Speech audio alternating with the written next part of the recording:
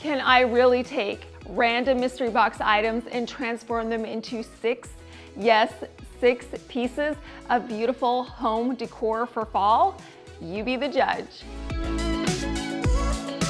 Let's jump right in and open up our mystery box. My mystery box today comes from Jamie, the crafty DIY guy.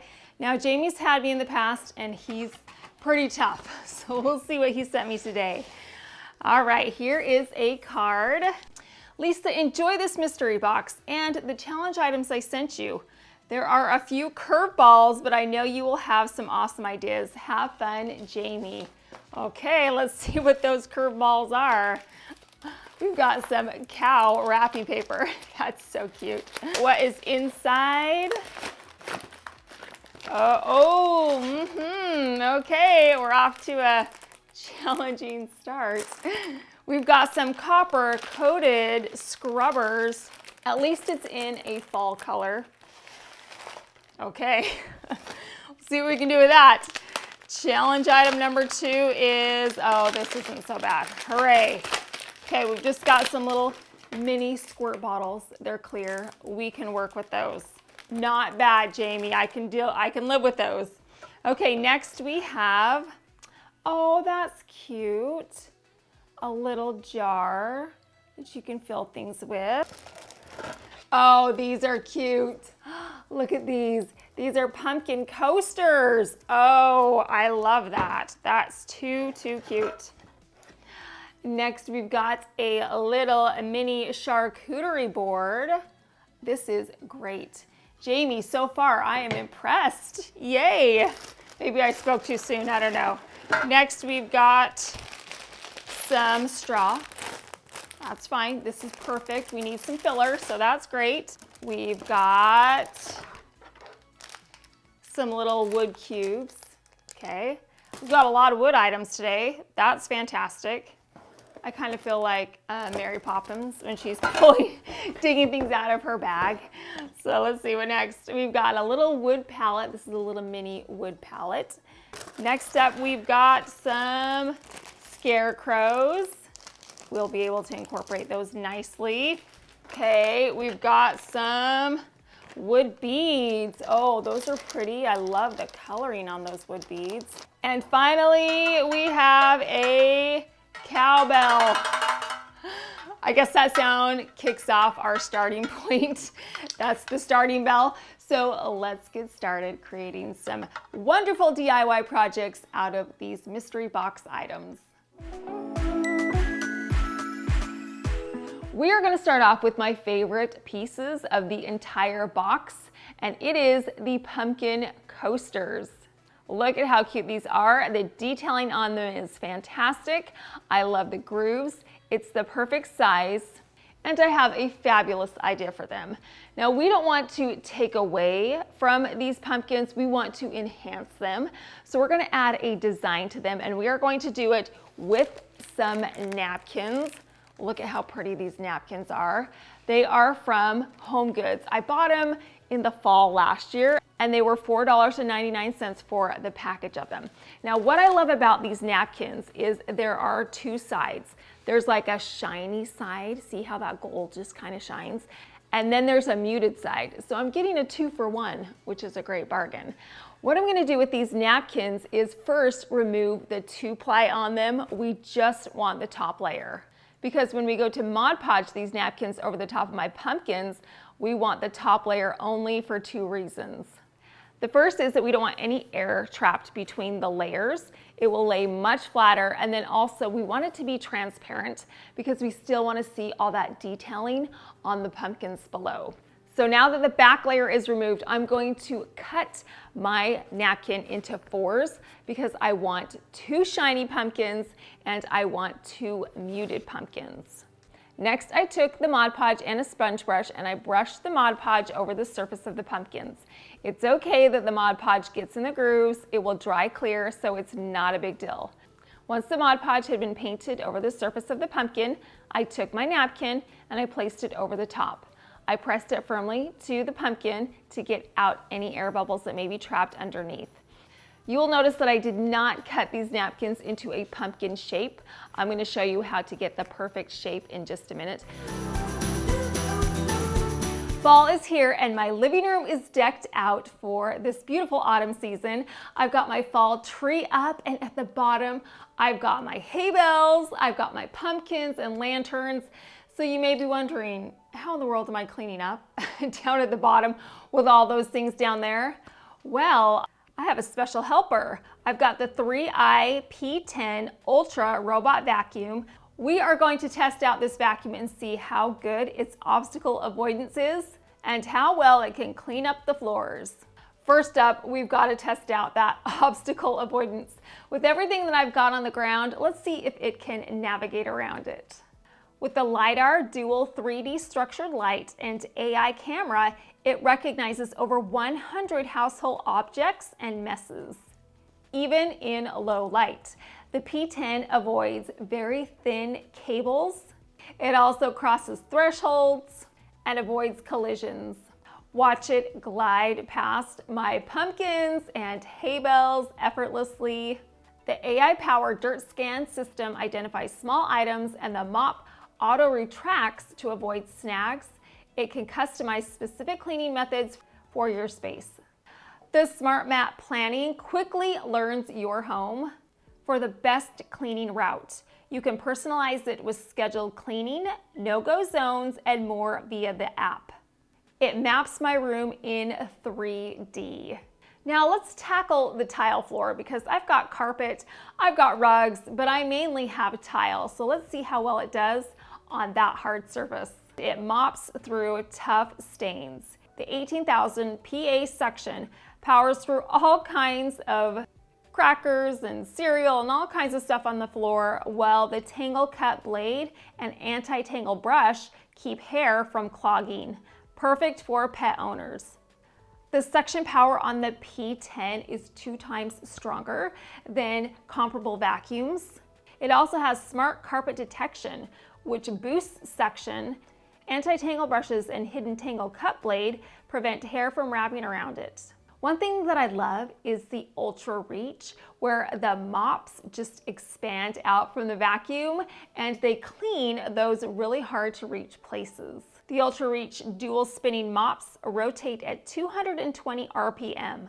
The auto extending edge cleaning stretches to hug edges and scrub stains with steady pressure.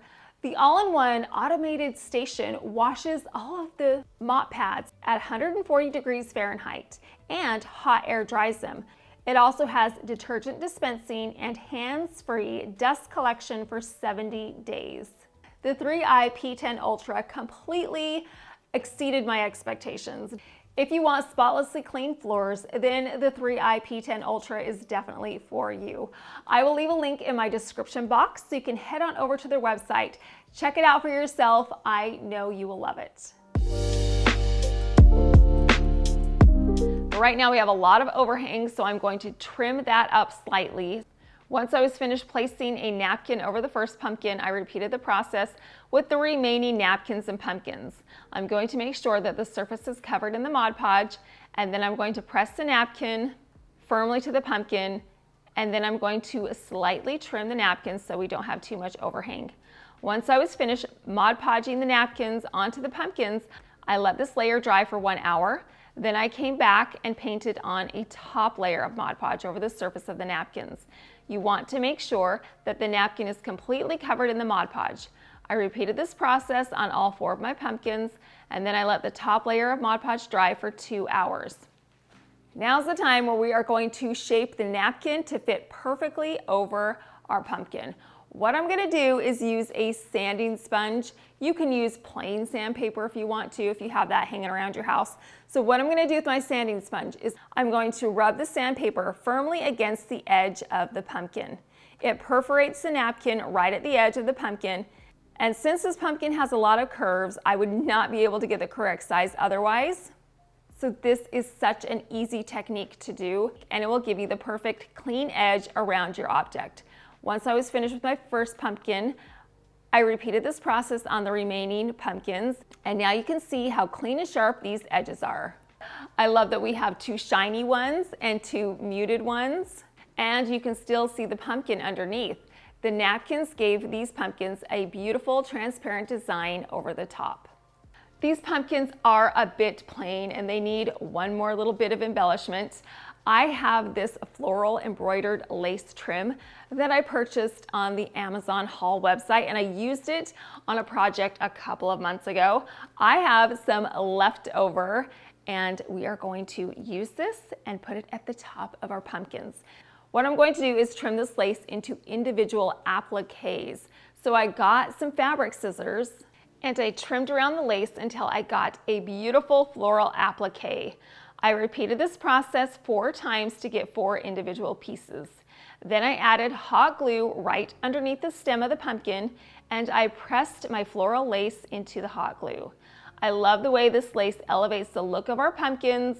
The pearls give it an elegant and classy feel. This is an easy and cheap way to customize a plain piece of decor. Now's the time where we are going to display our pumpkins, and we are going to do it in a shadow box. I have this pretty shadow box that I purchased at Michael's a couple of years ago. I love the gold frame, and it is deep enough that we're going to be able to put our pumpkins inside. What I don't like about the shadow box right now is that tan color of the canvas. If we put our pumpkins up against it, they will just disappear and we want them to pop. So what I'm gonna do is use some of this beautiful crushed velvet fabric. This is left over from the pumpkin that I wrapped last year. Right now that pumpkin is sitting in the middle of my fireplace mantle in my bedroom. I purchased this fabric at Hobby Lobby. So what we're gonna do with this fabric is place it down first. I took the backing out of the shadow box and put it over the fabric. I'm going to trim this fabric so I have about a 1/2 inch allowance around the rectangle. Then I got some hot glue and I ran a line of hot glue along the bottom. I pulled up that fabric and pressed it into the hot glue. Then I ran a line of hot glue along the side and I pulled up my fabric tightly and pressed it into the hot glue, and then I repeated the process on the remaining 2 sides. I'm not worried about the corners right now. They will tuck away nicely once we replace this backing into our shadow box.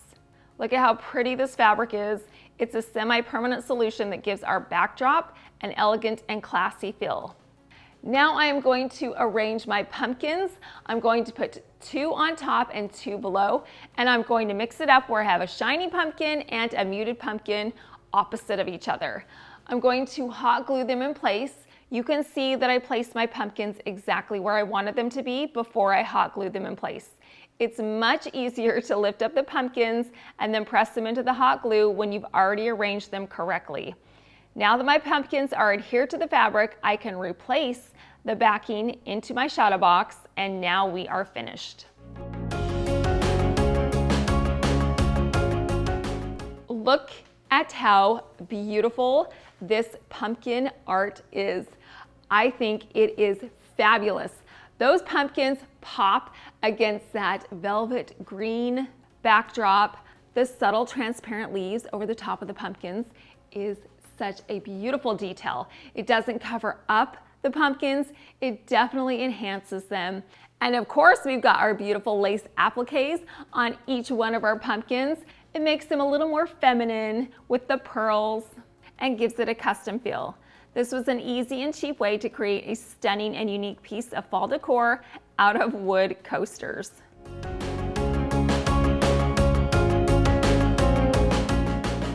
I think we should just get the toughest mystery box item out of the way next, and it is this copper scrubber. What am I gonna do with that? Well, I had to think long and hard, but I did come up with a solution. And the other mystery box item that we are going to use is the wood beads. And what I'm going to do with these 2 items is we are actually going to create a beaded garland. So I need some twine. I have this white and gold twine. I took a white wood bead and I threaded the twine through the bead. I wrapped it around and back through the bead. This will secure the twine to the bead, so now we can thread the remaining beads on and they won't slide off the end. I am doing a pattern on my beaded garland. I'm threading on the white and then the light tan, the burnt orange, and then the dark brown. And then I'm just going to repeat this process. until I get to the opposite end of the twine. Then I'm going to wrap the twine around the last bead. I'm going to go back up through it, and then I'm going to leave a little tail on the end because this is how we're going to attach our tassel to the beaded garland. So what might we be making with this copper sponge, you might be wondering? We are actually going to make a tassel out of this copper sponge. Trust me, it's gonna work. So what I'm gonna do is get some scissors and cut off the top of the scrubber where it's secured together. And then I'm going to unravel the scrubber. Now, if you've never seen a scrubber unraveled, today is your day. It looks like a giant copper sleeve. So what I'm going to do is cut this into a few different segments. Then I'm going to unravel it and press it really flat.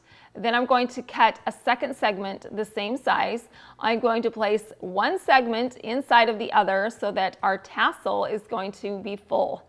Then I'm going to take the twine that's coming out the bottom of the bead and thread that through the opening of the copper scrubber. And then I'm going to pinch it at the top. I have some really pretty white and tan gingham ribbon that I purchased at Hobby Lobby.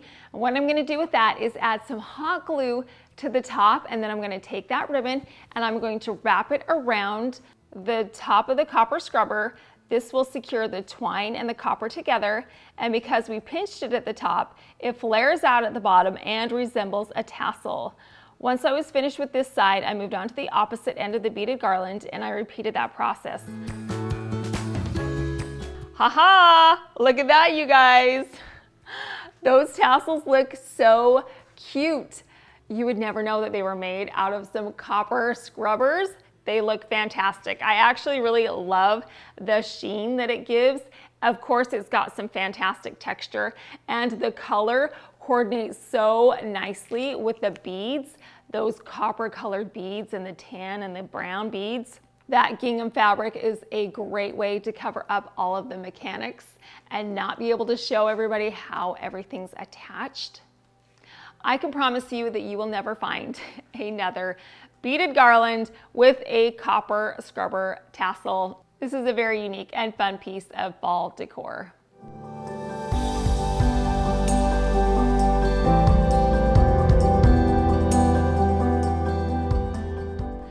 Up next, we are going to use that package of wood blocks. And I'm also going to be using a tray that I purchased at the Dollar General a couple months ago. It was on sale, so I scooped it up. It was only a couple of dollars. Now, the only thing wrong with this tray is that it does have like a summery feel because it's got those palm leaves on the tray, and I don't really love the color of the wood. It kind of looks cardboardy to me. So we're gonna definitely change that. But first, we are gonna take advantage of those blocks. I am going to actually add a detail along the bottom of this tray with these blocks. So what I did was I flipped my tray over, then I got some E6000 and I added the E6000 to the bottom of the block.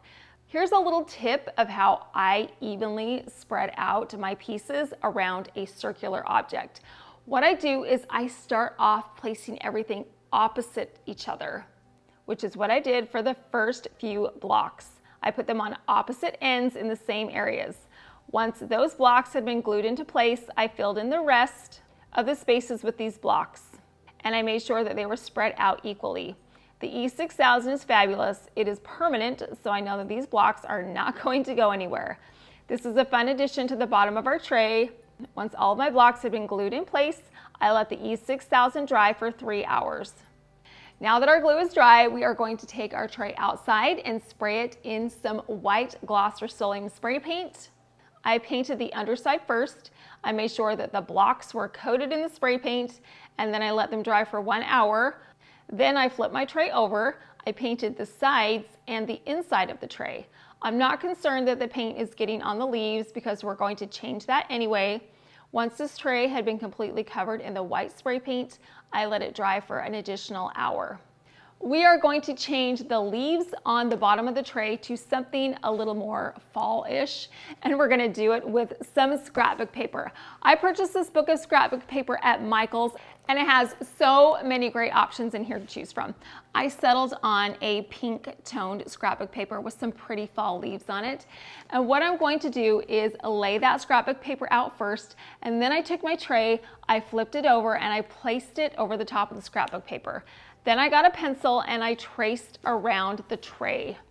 Then I got a pair of scissors and cut out the circle. To adhere the scrapbook paper to the center of my tray, I am once again going to be using the Mod Podge and a sponge brush. I added a liberal amount of Mod Podge to the bottom of the tray.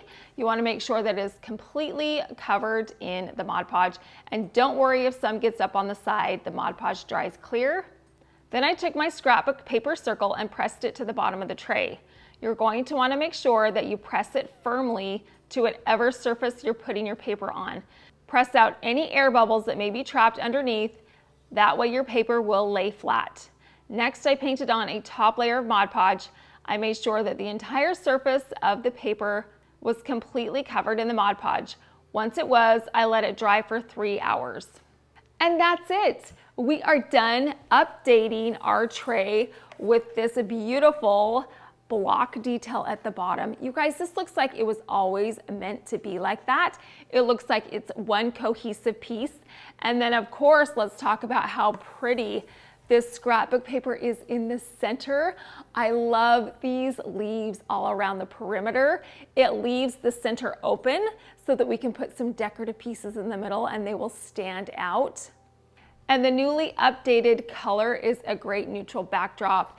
This can go with so many different seasons and parties and design styles. And of course, it's very customizable. So if you have a tray at home, whether it's wood or plastic, you can definitely change it. It's a seasonal tray that you can display during this fabulous time of year.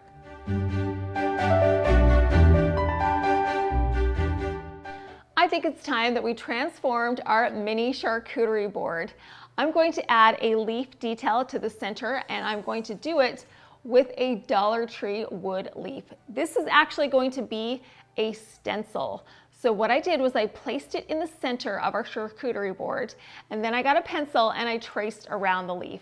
Now you can see that this leaf is a little bit larger than our charcuterie board. It hangs off a little bit, so I had to improvise just a little bit on the sides. I also drew a couple of leaf veins to make our leaf design more detailed. Now that our leaf design has been traced on there, we are going to make it permanent with my wood burning tool. I've had this wood burning tool for a couple of years and I spent under $10 for this thing. I purchased it at Walmart. They are so affordable, but they are so fun to have because you can transform any piece of wood into a masterpiece. I'm using the thin pencil-like attachment. I'm going to trace around my leaf. I traced this design out slowly. That way it was precise. If you want to, you can go over your traced area a couple of times to get a deeper groove. This part was pretty therapeutic. It was just nice and smooth and went fairly quickly. I did, however, smell like I had just gotten back from a camp out because that wood burning scent will make your hair smell like you've been roasting marshmallows over a campfire. So not only am I getting a beautiful piece of decor, but I'm getting an outdoor experience at the same time. And in no time, I have created a beautiful leaf design in the center of our mini charcuterie board. Now it looks pretty plain right now, so what I'm going to do is get some ribbon that I purchased at Hobby Lobby. This is some green ribbon and it has gold outlining on either side of the ribbon. I wrapped it around the handle of the charcuterie board and then tied it into a bow. One final detail that we are going to add to the tails of our bows are some mini leaf stickers. I purchased a package of these at Hobby Lobby, and all I did was remove the backing from the sticker and then place it at the end of the ribbon tails. And that's it. We are done transforming our mini charcuterie board. Look at how pretty that leaf detail is on the center of that charcuterie board.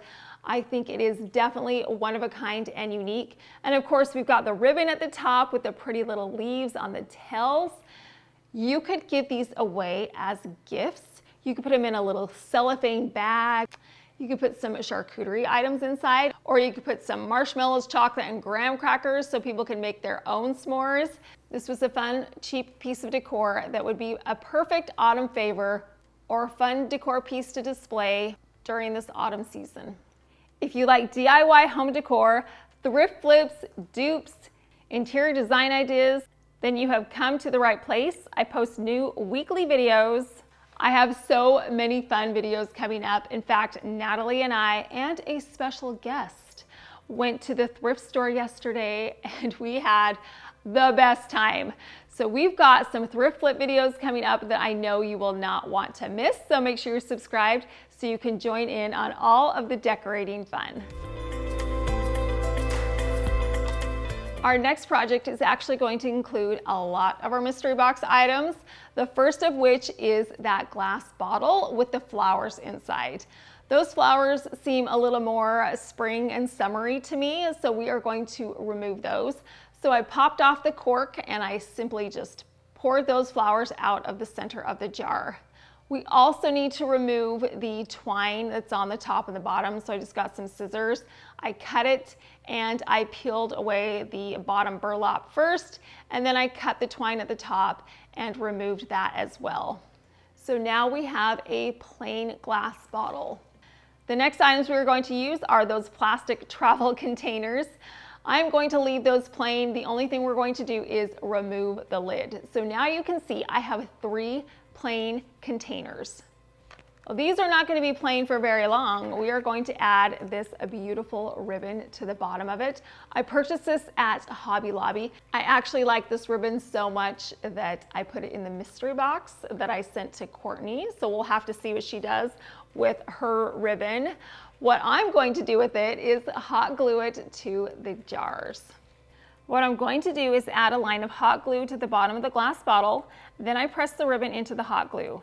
Then I continue to add hot glue around the perimeter of the bottle. I pressed the ribbon into the hot glue. I pulled the ribbon tightly so there wasn't any gapping. Once I got back to the beginning, I cut the ribbon and hot glued it into place. Then I repeated this process on my plastic bottles. I simply added the hot glue to the bottle, pressed the ribbon into the hot glue, wrapped the ribbon around the bottle, cut the ribbon, and then hot glued the end in place. Now my 3 bottles have a beautiful ribbon detail at the bottom.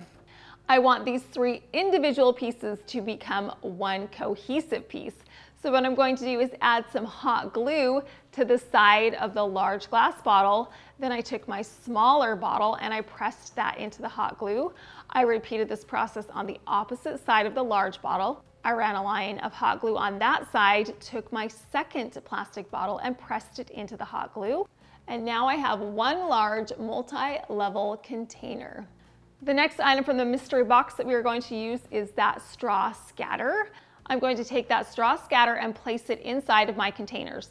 This is perfect for clear containers because you can see the straw and it definitely themes our bottles into autumn. It's also a great way to hide the stems that we're going to be putting inside of our bottle as well. I purchased a couple of mini stems of pumpkins at Hobby Lobby. I also have some stems of pearls that we're going to add as well. So I just took these pumpkins and pearls and placed them inside of our containers. The color tones on these pumpkins match the color tones that are on the ribbon. They coordinate beautifully together. We are not done yet. The next items from the mystery box are our 2 unsuspecting scarecrows. And what I liked about these scarecrows was the little sunflower that they had on their belt. So I just peeled those away from our scarecrows. And then the next thing we need from our scarecrow, well, from this one in particular, is his legs. We need that straw. So I got some scissors and I cut off the first leg, and then I took that straw and I hot glued it to the glass bottle, and then I cut off his second leg and I added that straw to the opposite side. Again, I'm just using some hot glue to hot glue this straw in place. And don't worry, just because we have a short scarecrow doesn't mean he can't be friends with his tall scarecrow. So thank you very much for your donation to our decor piece today. Okay, so now that we have the straw hot glued onto our bottle, we are going to take our sunflowers and we are going to hot glue that right to the center of the straw. And that's it for our mini fall floral arrangement. Look at how cute this thing is. I love that we have multi-levels of containers. It gives our floral arrangement a lot of interest, and I love that we have the straw inside because it would be clear and you'd be able to see the stems, but adding the straw inside definitely covers up those stems and themes our floral arrangement into fall. The ribbon is so pretty. It ties together the color of the pumpkins, and I think the pearl picks are elegant and classy, so it elevates our floral arrangement. This was easy to do. This was fun to do. I really love the way that it turned out.